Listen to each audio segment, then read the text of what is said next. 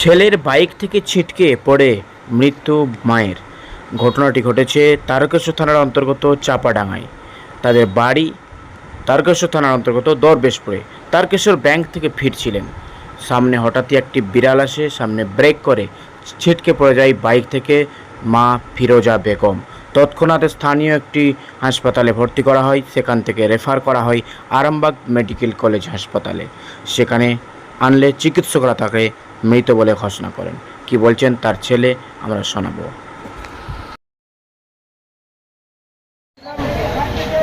পেছনে ছিল একটা, সামনে বিড়াল চলে এসেছিল, ব্রেক মারতে গিয়ে পড়ে যেয়ে ওরকম হয়।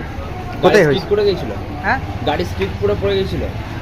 মানে গাড়ি পড়েনি, গাড়ি দাঁড়িয়েছিল? গাড়ি দাঁড়িয়েছিল। উনি বাইক থেকে পড়ে গিয়েছিল? হ্যাঁ।